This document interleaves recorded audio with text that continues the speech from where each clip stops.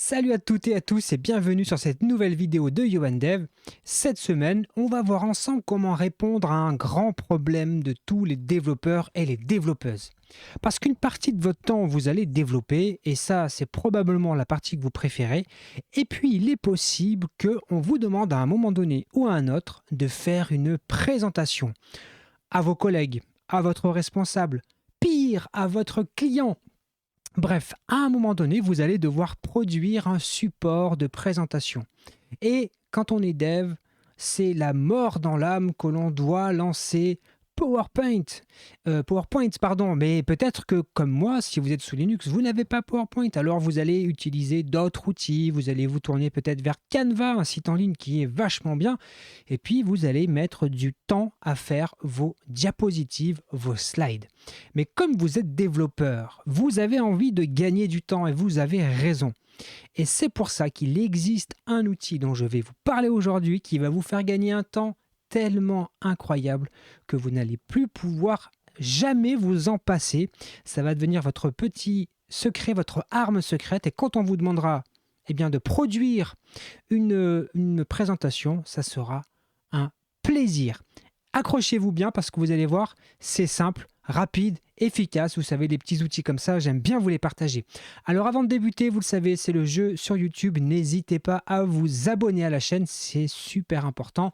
C'est l'algorithme de YouTube, l'algorithme qui fait fonctionner la plateforme. N'hésitez pas aussi à liker la vidéo, à laisser un petit commentaire, à la partager. Bref, allez, je ne vous fais pas tout le topo, hein, vous le connaissez aussi bien que moi. Et je me mets en petit ici parce que, oui, on fait du code. Hein, donc on ne va pas se lancer, comme je vous le disais, un PowerPoint ou je ne sais trop quoi. Non, non, non. On va directement se lancer un éditeur de code. Alors moi, j'ai créé un petit répertoire que j'ai appelé MARP qui doit déjà vous donner l'idée du nom du produit qu'on va utiliser aujourd'hui qui s'appelle MARP. Je vais ouvrir ce répertoire dans Visual Studio Code et on va se créer, et vous allez voir, un fichier qu'on va appeler slides par exemple, mais on pourrait dire n'importe comment, .md. Et donc là, vous avez déjà compris que nous allons écrire nos slides au format Markdown. Et ça, quand on est développeur, logiquement, on aime bien écrire du Markdown parce que c'est simple, rapide, efficace. C'est ça qu'on veut. Mais avant de commencer à écrire notre diapositive, c'est quoi l'outil MARP? Qu'est-ce que c'est? À quoi ça sert? Eh bien, allons voir le site officiel, marp.app. Et ce qui nous propose, la promesse de l'outil, c'est de créer des magnifiques slides avec une expérience intuitive d'écriture en Markdown. Donc si vous connaissez le Markdown, vous savez à quel point c'est agréable. Et donc, vous allez pouvoir, comme on le voit sur l'exemple ici, générer des diapositives dans plein de formats différents d'ailleurs, et ça c'est super intéressant, avec du Markdown. Et là, il nous donne l'exemple du code que nous pouvons utiliser pour générer des diapositives. Alors évidemment, ça ne marche pas tout seul. Il faut au préalable installer un certain nombre de petits outils, de petits utilitaires pour faire fonctionner tout ça. Le plus simple, si vous êtes avec Visual Studio Code, je vous invite très fortement à utiliser l'extension MARP for VS Code. C'est cette petite extension que vous pouvez installer dans votre Visual Studio Code et vous n'avez rien d'autre à installer. L'extension se suffit à elle-même. Et personnellement, c'est ça que j'utilise au quotidien. Mais pour ceux d'entre vous qui n'utiliseraient pas VS Code, tout le monde n'est pas obligé d'utiliser VS Code. Il existe la version ligne de commande. Donc là, vous avez ce qu'on appelle l'outil MARP CLI que vous pouvez également installer sur votre poste. Vous allez trouver la documentation pour l'installer avec soit NPX, soit Docker, soit en installant un package manager pour les personnes qui sont sous Mac et sous Windows. Ou vous pouvez évidemment télécharger, ici je crois qu'on peut télécharger le binaire si ça vous intéresse aussi. Donc bref, il y a plein de façons de l'installer. Honnêtement, pour moi, je trouve que le plus simple, c'est avec l'extension Visual Studio Code et c'est ce que je vais utiliser dans cette vidéo. Et donc, la promesse, c'est qu'à partir de ce petit Markdown un petit peu particulier, on soit capable d'écrire des diapositives. Donc, ce que je vous propose, c'est qu'on prenne ici la diapositive qui est en exemple, enfin, le contenu qui est ici. Hop, je vais simplement le copier et on va venir le rajouter dans notre fichier slide.md ici. Et là, si je fais l'aperçu habituel, bon ben, rien de magique, hein, j'ai un Markdown, tout ce qu'il y a de plus classique. Parce qu'il y a une petite subtilité, vu qu'on utilise l'extension ici MARP for VS Code, vous allez voir que logiquement dans la documentation, voilà ici, ils nous disent qu'il faut qu'on rajoute la petite notation MARP 2.true pour indiquer à l'extension qu'elle doit se mettre en route. Donc dans les espèces de petites en-têtes, hop, j'enregistre ici de ma slide. Vous voyez qu'il y a 3 petits tirets ici, ça permet de mettre des petites informations supplémentaires. Et bien dès que je mets MARP à true, comme vous pouvez venir le voir hein, sur le côté, eh bien j'ai maintenant un aperçu en forme de diapositive. Et là, logiquement, vous devez commencer à comprendre la puissance de l'outil. Parce que là, on a en fait déjà 2 diapositives. Hop, si je veux en créer une autre, vous allez voir qu'il suffit de faire 3 petits traits comme ça. Et là, j'ai créé une nouvelle diapositive. Et là, je n'ai plus qu'à faire ce que j'ai à faire. Hein. Ceci est un titre, pas de problème. Je peux venir comme ça créer le titre de ma diapositive. Donc ça, c'est méga cool. Donc là, comme vous pouvez le voir hein, dans le code qui est ici, on a un certain nombre d'options. Par exemple, on peut utiliser de la pagination. Ça, on va pouvoir peut-être se l'enlever. Voilà. Hop, si j'enregistre, on est pas mal. Hop. Donc, par défaut, MARP vous propose 3 thèmes. Il y a le thème Gaia, il y a le thème défaut ou default, je ne sais plus comment il s'appelle, default, voilà, qui s'applique. Et il y en a un autre, alors je ne sais plus comment il s'appelle, allons voir sur le site officiel, ils nous disent, voilà, default, Gaia et Uncover. Donc vous pouvez aussi avoir le thème Uncover. Hop, Uncover. Hop, vous voyez que ça change un petit peu, hein, les styles, la façon de de positionner les titres, etc., etc. Vous le voyez aussi, on a une background color, on peut l'enlever. Il y a une image de background, on peut l'enlever aussi, hein, parce qu'elle s'appliquait de partout. Mais vous avez bien compris que vous pouvez évidemment le personnaliser. Je pense même d'ailleurs qu'on peut mettre, vous pouvez mettre des backgrounds sur vos images en particulier. Il n'y a pas de souci particulier. Donc là, on va l'enlever hein, juste pour vous présenter ça. Par exemple, vous pouvez vous poser la question, comment est-ce qu'ils ont fait sur cette diapositive pour avoir d'un côté un logo, de l'autre du texte? Eh bien, vous voyez ici, on insère une image comme on le ferait classiquement, sauf que dans la notation ici, on met des indications pour que eh bien, MARP puisse nous faire la bonne représentation. Par exemple, si je mettais rien de tout ça, je mettais juste BG pour dire que c'est le background, eh bien, le background prendrait tout le fond. Par exemple, si je veux que ça soit plutôt de l'autre côté, hop,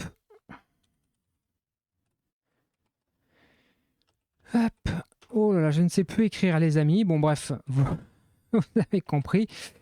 Vous pouvez la positionner comme vous voulez, vous pouvez redimensionner l'image, hop, on met 10%, elle est toute petite, et puis vous pouvez choisir aussi le pourcentage de répartition de l'image en largeur. Je pense que là, par exemple, si je mets 50%, vous voyez que là, si je vais à 80%, on a la taille, largeur, hauteur. Donc vous pouvez mettre des images sans problème, vous pouvez mettre des titres de plusieurs niveaux. Ici, on a le titre de niveau 1, vous pouvez mettre du code, bien sûr, il n'y a aucun problème. Hein. Vous pouvez, si on veut mettre par exemple du PHP ici, il n'y a pas de problème. On peut mettre du PHP, pas de souci. Hein. Et puis après, on peut y aller, il n'y a pas de problème. On peut écrire du code hein, si c'est très intéressant pour vous, si vous souhaitez partager un bout de code avec vos collègues, pas de souci. Et puis, après, c'est du Markdown. Donc, vous pouvez y aller, hein, faire des puces numérotées, il n'y a pas de problème, ça fonctionne aussi. Bref, vous pouvez faire plein de choses particulières. D'ailleurs, on va utiliser le thème Default. Moi, je trouve qu'il est plus sympathique, ce thème-là. Voilà. Donc, ça, c'est la prévisualisation, c'est la façon d'écrire la diapositive. Je n'ai pas besoin, je pense, d'aller plus loin dans la présentation de comment on écrit les diapositives, hein, simplement vous les séparez avec les 3 petits tirets, hein. Si j'en remets encore 3 ici, eh bien vous voyez que je viens de créer à nouveau une nouvelle diapositive. Donc c'est extrêmement simple de faire des diapositives. Alors la documentation va vous expliquer, hein, toutes les différentes directives que vous pouvez utiliser. Donc si on va sur directive ici, la documentation, on vous donne tous les exemples et toutes les façons de paramétrer, entre guillemets, votre diapositive. Par exemple, si vous souhaitez mettre un background color particulier pour une diapositive, eh bien c'est pas un souci, on va le mettre par exemple sur la dernière diapositive ici, il vous suffit de mettre cette nomenclature là et la dernière diapositive va prendre la couleur en question. Donc vous pouvez cibler soit de manière générale, soit de manière ciblée sur une diapositive. Je vous invite en tout cas à venir regarder le site, hein, directement, hein, c'est là où ça sera beaucoup plus simple pour vous pour trouver les informations. Et donc là, ben, vous pouvez vraiment facilement personnaliser tout ce que vous avez à personnaliser. On va voir un tout petit peu après qu'on peut vraiment aller beaucoup plus loin dans la personnalisation, mais ça, on va le voir un peu plus loin dans la vidéo. Vous inquiétez pas parce que j'ai un super truc à vous proposer, une chose qui n'existe pas pour le moment et qu'on va peut-être arriver à construire ensemble, mais restez jusqu'au bout de la vidéo parce que j'ai hâte de vous montrer ça. Maintenant, c'est bien beau, ok, j'ai mes diapositives, j'ai mon petit diaporama, super. Je veux l'exporter parce que je ne vais pas lancer VS Code en réunion, hein, ça ne fait pas très professionnel. Donc, comment je procède? Eh bien, grâce à l'extension que vous avez installée dans VS Code, vous avez un nouvel icône qui fait son apparition ici et qui vous propose, quand on clique dessus, d'exporter, eh bien, le slide deck, donc votre diaporama. Et quand on clique dessus, on a par défaut le format PDF qui est proposé. Donc on va d'abord le tester en PDF. Donc là, en fait, en tâche de fond, ça m'a bien exporté en PDF, hein. Alors ça m'a sauvegardé ici dans le même répertoire à côté de mon fichier. Ça m'a généré un fichier PDF et puis il me l'ouvre automatiquement à la fin. Et donc là, ben, comme vous le voyez, hein, j'ai une présentation, tout ce qu'il y a de plus classique. Si je me mets full screen, il est où le full screen? Le full screen, voilà, présenté en diaporama. Et après, ben, c'est parti, hein. Je présente mon petit diaporama, il n'y a pas de souci. Mon immonde de couleur bleue s'affiche bien comme il faut. Donc ça, c'est le premier mode d'export qui est, je pense, celui que vous allez probablement utiliser le plus régulièrement. Mais, il y en a un autre qui est très intéressant. Si on fait ici l'export, hop, export slide deck, et qu'on choisit non pas PDF, mais vous voyez qu'on a le format HTML. Donc là, on va changer l'extension, on va mettre HTML. Vous allez voir que ça va vous générer une petite page HTML avec un player qui s'appelle, je ne sais plus comment s'appelle le player. Est-ce qu'ils nous le disent sur la documentation? Je pense que oui, ils nous le mettent ici. Hop, hop, hop. Est-ce qu'ils nous le mettent? Ah, je ne sais plus comment s'appelle l'outil. Vous allez me dire, hein, il suffit d'aller regarder la documentation. Hop. Comment s'appelle le petit bout de JS qu'on va chercher? Hop. Réseau. Hop. Est-ce qu'on voit ici le JS? Est-ce qu'on... Attendez. Il ne va pas le chercher. Hop. CTRL F5. Bon. Peu importe, ça utilise une librairie, je ne sais plus exactement laquelle, parce que là, autant vous dire qu'il est pratiquement 23 heures, que je sors une soirée entière dans un gymnase pour le judo d'un de mes fils. Et imaginez, on est en pleine canicule dans un gymnase avec 80 gamins, les parents et les familles qui accompagnent. Bref, un peu fatigué, peu importe le nom. Donc on a maintenant une version exportée au format HTML et qui est pas mal aussi parce que bon, bah, ça vous permet, hein, de faire exactement la même chose que le PDF de tout à l'heure. Sauf que quand vous avez des listes à puces, eh bien, il vous les affiche l'une après l'autre. Bon là, j'ai que deux éléments, mais ça peut être intéressant suivant la façon dont vous souhaitez animer votre réunion. Eh bien, vous pouvez utiliser aussi cette option-là. Donc ça, c'est pas mal. Ça, c'est un format d'export qui est sympa. Et puis, bien sûr, si votre chef ou votre entreprise vous oblige à transmettre les documents au format PowerPoint, eh bien, vous pouvez exporter au format PowerPoint. Il n'y a pas de souci. Ici, on a accès au PowerPoint Document. Donc on va mettre PPTX. Et là, si je l'exporte, vous allez voir qu'il va bien me générer un fichier PowerPoint. Alors moi, j'ai LibreOffice sur mon poste, hein, donc il me l'installe aussi, il n'y a pas de souci. Et donc là, j'ai bien récupéré ma diapositive au format PowerPoint. Donc, pour ceux d'entre vous qui auraient envie d'avoir du PowerPoint, allez-y. Alors par contre, vous voyez, c'est que de l'image. Vous pouvez difficilement l'éditer après coup, mais ceux qui veulent du PowerPoint, vous aurez du PowerPoint. Et puis, alors je vous passe les autres formats d'export. C'est des formats d'export d'images essentiellement. Je peux exporter en PNG. Et là, il va vous exporter uniquement la première slide. Donc, ça n'a pas grand intérêt, sauf pour partager. On va le faire juste pour la démonstration parce que ça peut vous intéresser pour ce qui va suivre. Donc là, j'exporte la première diapositive en PNG. Bon, voilà, ça peut, si vous avez besoin de transmettre le nom de votre intervention et vous voulez transmettre la première diapo, vous savez que vous pouvez facilement faire un export. Donc ça, c'est l'utilisation de base, j'ai envie de dire, de MARP, qui est déjà énorme parce que ça permet déjà d'écrire facilement des diapositives de manière hyper productive. Maintenant, vous avez probablement envie de personnaliser le design de vos diapositives et c'est tout à fait normal.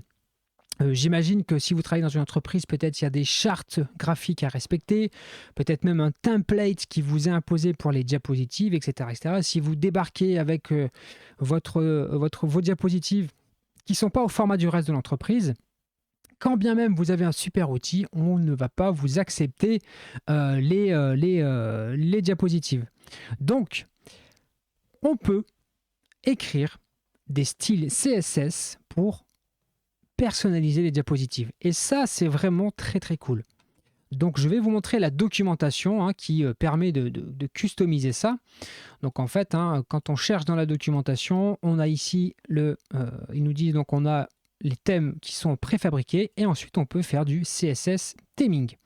Donc, on va aller regarder ça ici et on va voir comment on peut écrire du CSS pour customiser nos diapositives finalement.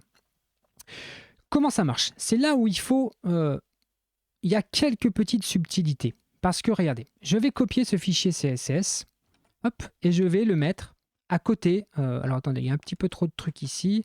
On va supprimer tous les exports. Hop, on les supprime, pas de problème. On va se créer ici un petit thème.css. Voilà, dans lequel je vais coller tout simplement, hop, je vais le mettre ici, je vais coller mon CSS, pas de problème. Et je vais l'appeler démo ou on va l'appeler YohanDev, voilà.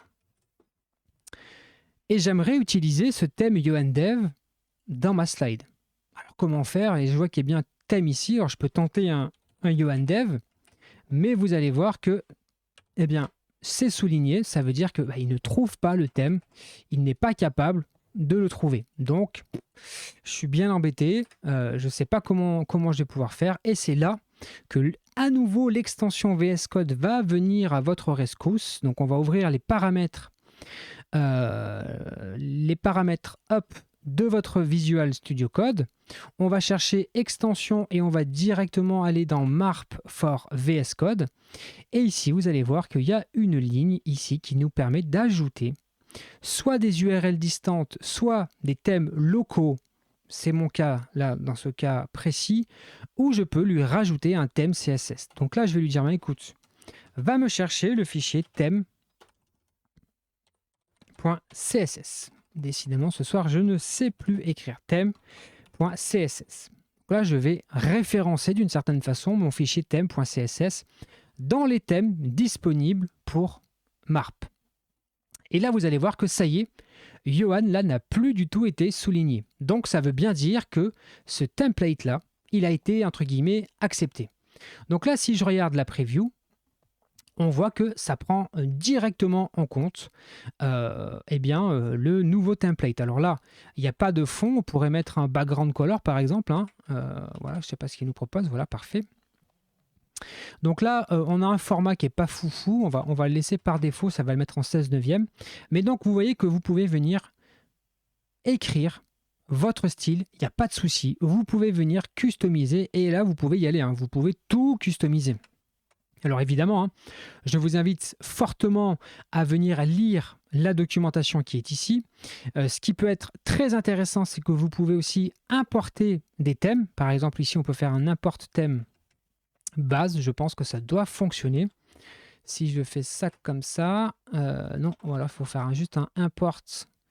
Et par exemple, si je veux importer le défaut, hop, je crois que si je fais comme ça, voilà. Si vous mettez un @import default, il va automatiquement chercher le CSS default du thème default et vous pouvez le surcharger. Par exemple, si je veux un fond green, eh ben, il n'y a pas de problème. Alors, il faut que j'enlève le hashtag ici. Il n'y a pas de problème, je peux surcharger le thème. Voilà, c'est une couleur absolument ignoble, mais vous avez compris, on peut facilement... Hop, on va essayer de piocher une couleur un peu plus sympa. Est-ce qu'il comprend le RGB? Oui, il comprend le RGB, parfait. Donc on peut facilement, comme ça, venir customiser et tout paramétrer ici. Donc ça, c'est vraiment génial. Maintenant, si c'est pas trop votre tasse de thé, de créer votre propre thème CSS, je peux comprendre, vous avez envie de vous dire, bon, peut-être qu'il y a des bonhommes qui ont créé des templates qui sont cool, j'aimerais pouvoir les utiliser pour mes propres projets. Vous avez raison. Et d'ailleurs, pas plus tard que hier, j'étais sur Twitter et justement on parlait de MARP. Je vais essayer de vous retrouver ça là. Je vais chercher sur le côté. Je vais essayer de vous retrouver le tweet parce que justement, je parlais de MARP. Et puis, quelqu'un a fait une remarque très juste et qui est en fait à l'origine de cette vidéo finalement. Je vais essayer de vous retrouver le tweet d'origine. Tac, c'est là. Voilà, je vais pouvoir vous le mettre à l'écran. Parfait. En gros, c'est Alex Oyes que vous devez suivre sur Twitter. Si vous ne le suivez pas, je vous invite vraiment. Qui nous demandait, qui demandait aux speakers et aux speakers et plus globalement à ceux qui font des présentations, qu'est-ce qu'ils utilisent comme outil. Et donc moi, je réponds qu'au boulot, de manière professionnelle, j'utilise MARP. Je me suis fait un template, c'est que du bonheur. Donc le template, c'est le CSS aux couleurs de l'entreprise dans laquelle je travaille. Et là, il y a quelqu'un qui dit, si tu as de bons templates, je suis preneur. Alors je dis que malheureusement, les miens sont au format corporate et je ne peux pas trop les partager. Donc évidemment, dommage. Mais Denis Germain vient nous voir et nous dit que c'est incroyable qu'il n'explique pas mieux comment en faire. Et c'est vrai que la doc sur la fabrication d'un CSS pour MARP n'est pas hyper lisible. Et il nous dit, et c'est un peu bête, qu'on n'ait pas une bonne bibliothèque de thèmes MARP. Et cette phrase, quand je l'ai lue, ça a fait tilt dans ma tête. Je me suis dit, mais oui, c'est vrai. Il a raison de dire ça. C'est quand même dommage qu'on n'ait pas une bibliothèque de thèmes MARP. Et donc, moi, je lui réponds. Je lui dis, tu sais que c'est une super bonne idée de side project. Je veux faire ça, c'est malin. Ça, c'était hier, alors je ne sais pas à quelle heure exactement, mais tout ce que je peux vous dire, c'est que 2 heures plus tard, je fais ce petit tweet où j'annonce que je vais tourner la vidéo qui sera prévue au moment où vous la regardez. Et puis, le cheminement continue et 2 heures plus tard, j'ai mis en place cette fameuse librairie de thèmes. Parce que c'était une trop bonne idée et qu'il fallait le faire et que ça n'existait pas, donc j'ai mis en place une librairie de thèmes. Pour le moment, il n'y en a pas puisque j'appelle justement à votre contribution. Je vais vous montrer ça. La plateforme en question, dont tout est encore à construire, s'appelle la MARP Templates Library. L'objectif de ce site, c'est de référencer des thèmes CSS pour MARP. Il y a un petit tuto qui explique comment utiliser les thèmes. Là, je vous donne exactement la démonstration que l'on a fait ensemble avec Visual Studio Code à une différence près. Et je vais vous montrer la différence. C'est que là, on était allé dans les paramètres. Hop, on va retourner dans les paramètres. On était venu, dans les paramètres de, MARP for VS Code. Et on avait ajouté ici, où est-ce que c'est caché? Je vais aller trop vite. On avait ajouté ici notre thème.css. Mais c'est un peu relou d'avoir à chaque fois à venir ici. Donc l'autre solution, on va le supprimer. pas de souci. Donc forcément là, mon fichier ne marche plus correctement. Et en fait, sur la petite plateforme que j'ai mis en place, je vous donne en fait une autre astuce. Il faut créer un fichier dans un répertoire qui s'appelle .vscode settings.json que vous mettez dans votre projet. Donc on va créer un fichier qu'on va appeler settings.json qu'on met dans un répertoire .vscode. Et dans ce répertoire-là, on va mettre cette syntaxe-là. Sauf que là, à la place de ce qui est ici, on va voir ça juste après. Je mets tout simplement mon thème.css. Comme ça, je référence pour ce projet-là le template. Et là, pas de souci, ça continue de fonctionner. J'ai bien accès à mon CSS. Donc, pas de problème. Et comme ça, au moins, vous embarquez le tout dans le même projet. Puis si vous versionnez ça quelque part sur Git, n'importe qui le récupère, à condition bien sûr qu'il ait l'extension. Mais VS Code va venir paramétrer la liste des templates MARP. Et donc là, du coup, tout est embarqué. Donc, c'est beaucoup plus pratique. Maintenant, l'idée de cette plateforme, c'est de référencer des thèmes. Et donc, en gros, là, on vous propose quelque chose qui fonctionne en 4 étapes. 1, je cherche mon thème. 2, je copie finalement l'URL de ce thème. Je crée ce fameux fichier et je mets à l'intérieur de ce fichier l'URL qui m'intéresse. Vous voyez, celle-ci, là, on va voir ce que ça veut dire. Pour le moment, si je vais dans le thème, j'ai ajouté un seul thème que j'ai trouvé, qui est le thème MARP pour Dracula. Vous savez, Dracula, c'est un thème. Alors, si vous ne le connaissez pas, on va aller voir ça tout de suite. Sur le site officiel de Dracula. Voilà, Dracula, c'est quoi, c'est une bibliothèque de thèmes pour de multiples applications. Et vous pouvez comme ça retrouver le même thème dans plein d'applications. Moi, personnellement, c'est ce que j'utilise dans Chrome, c'est ce que j'utilise dans VS Code, c'est ce que j'utilise dans mon terminal. Bref, c'est un thème que j'aime beaucoup. Et il s'avère qu'il propose un thème pour MARP. Donc ça, c'est assez cool. Et donc, c'est le premier thème que j'ai référencé sur cette petite plateforme. Et donc, quel est l'objectif? L'idée, c'est de mettre un exemple du résultat. Donc là, typiquement, la première diapo, si on met pas mal de choses, ça peut être pas mal. Ensuite, le lien vers le fichier CSS, parce que c'est ça dont on a besoin. Et puis, les quelques informations ici pour retrouver le GitHub, le site, l'auteur, etc., etc. Donc là, je vais simplement copier-coller cette URL. Et je vais venir ici la remplacer plutôt que de mettre mon thème à moi. Alors si ceci dit, on peut en mettre plusieurs, il n'y a pas de problème. Et on va mettre Dracula ici. Et donc là, je peux changer. Je veux dire, je ne veux plus faire le thème Johan. Je veux faire le thème Dracula. Pas de problème, il est bien référencé. Et là, si je demande l'aperçu, vous voyez que logiquement, est-ce qu'il a bien surchargé avec le thème Dracula? C'est pas sûr du tout que ça fonctionne. Si, c'est bon. Regardez, les couleurs ont bien changé. C'est un thème sombre. Oui, il n'y a pas de souci. On a bien surchargé. On a bien le thème Dracula qui est mis en place. Donc ça, c'est l'objectif de cette petite plateforme, c'est de référencer les thèmes. Là, il y en a un seul, mais imaginez quand il y en aura 1, 2, 3, 4, 5, 6, 7, 8, 10, 20, 30, etc., etc. On devrait tous les retrouver ici. Je vais probablement rajouter un petit moteur de recherche.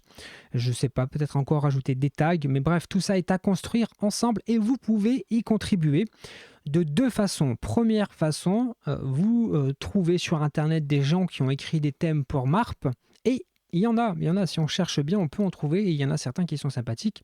Et donc, simplement, venez ajouter, venez référencer ce thème. Comment faire? Vous allez sur le GitHub du projet MARP Template Library. Ça utilise en tâche de fond un générateur de documentation qui s'appelle Docusaurus. Tout ce que vous devez savoir, c'est que vous suffit de forker le projet pour pouvoir travailler tranquillement de votre côté. Vous allez dans le répertoire Docs, thème, vous créez en copiant le modèle Dracula, vous copiez le fichier Dracula, vous écrivez, si on se met comme ça en mode Markdown, votre petit fichier de description, idéalement un titre, une image, le lien sous cette forme-là vers le CSS et puis un petit bloc d'informations. Comme ça, on affiche ça bien comme il faut, pas de souci. Voilà. Bon, sauf que là, il n'interprète pas les blocs parce que là, c'est spécifique, on va dire, à Docusaurus, mais vous prenez ce truc-là, vous soumettez votre pull request, et puis moi je la valide, et automatiquement, parce qu'il y a une petite pipeline qui va se mettre en route et qui va déployer automatiquement, hop, hop, votre petite modification, et automatiquement, ça mettra à jour la plateforme. Donc à partir du moment où moi je vais valider votre pull request, ça devrait ajouter le thème. Donc, tout est à construire. Sur le repository, j'ai pas encore mis de licence. Le README, c'est le README de base de Docusaurus. Donc, ça va évoluer dans les jours à venir, hein. J'ai fait ça hier soir rapidement. Et puis aujourd'hui, j'ai pas eu le temps. Mais voilà, j'ai posé cette première base. N'hésitez pas à venir checker ce projet. Aussi, au passage, mettez une petite étoile. Voilà, bon, je ne me mets pas une étoile à moi-même, mais venez mettre une petite étoile sur le projet, ça le fera connaître. Je pense que ça peut intéresser du monde, hein. Je pense que vraiment l'idée d'avoir une librairie de thèmes pour MARP, c'est vraiment une super idée. Et donc, voilà, je remercie ce Tweetos qui a eu cette excellente idée. Et je n'ai pu m'empêcher de le mettre en place tout de suite parce que vraiment, moi-même, c'est vrai que je me suis déjà posé la question, mais c'est dommage qu'on ne trouve pas facilement un endroit qui référence tous les thèmes pour MARP. Voilà, les amis, ce que je voulais vous présenter aujourd'hui, cet outil. Franchement, moi, depuis que je l'ai découvert, ça a littéralement changé ma façon d'utiliser, de produire la documentation, enfin des présentations. D'ailleurs, petit tricks, hein, moi, je l'utilise aussi. Ici, hop, si je reviens en arrière, si vous regardez bien, hop, hop, on peut mettre ici des formats. Je vais rebasculer sur le thème YoAndDev. Pas de problème. Ici. Et donc là, vous voyez qu'on a un format particulier. Et si on s'y prend bien, on peut faire un format qui ressemble à du A4. C'est combien le format A4? Je ne sais jamais. Format A4. Format A4 et nous on le veut en pixels. En pixels. Hop, on va se le mettre en pixels. Donc on va faire du format A4. Là c'est du 2480. Vous allez voir l'intérêt. Hein. Du comment ouais 2480 par 3508. Hop, on enregistre ça. Et là, vous allez voir que vous allez... Alors, il faut évidemment un peu d'imagination, hein, mais vous allez pouvoir générer également de la documentation au format plus traditionnel. Hein, si vous avez un compte-rendu de réunion, n'importe quoi à produire, eh ben, vous pouvez le produire aussi. Si vous faites un petit thème, là, j'ai pris vraiment un thème, ça ne marche pas, il y a tout à refaire, mais si vous faites un petit thème CSS qui va bien, vous allez être en possibilité de générer des PDF dont on dirait qu'ils ont été écrits avec Word ou que sais-je encore, sauf que vous l'avez fait avec du Markdown et vous n'avez évidemment, hein, vous l'avez compris, plus qu'à exporter ici. On va se faire un petit export PDF pour terminer cette vidéo, voilà, en PDF. Et donc vous pouvez, et c'est l'usage initial, hein, évidemment, faire des présentations, mais vous pouvez aussi ruser un peu et exporter des choses au format A4. Hein. Moi, je m'en sers de temps en temps pour faire des petits comptes rendus, c'est très rapide. Comme ça, je le fais en Markdown, ça va plus vite que de le faire dans Word. Bref, c'est une histoire d'habitude. Voilà les amis, écoutez, je suis arrivé au bout de cette petite vidéo. J'espère que ça vous a plu, ça vous a donné envie d'utiliser MARP, qui est un super outil. Honnêtement, vraiment un outil de productivité assez fou, donc n'hésitez pas à l'utiliser. Si cette vidéo vous a plu, eh bien n'hésitez pas à liker, partager, commenter. Merci à toutes et à tous. Passez un bon week-end. Restez au frais si vous pouvez. Sinon, eh bien écoutez, pensez à vous hydrater. Hein, c'est débile, mais on est en pleine canicule, donc il faut faire attention. Merci beaucoup et je vous dis à très bientôt pour une nouvelle vidéo. Ciao!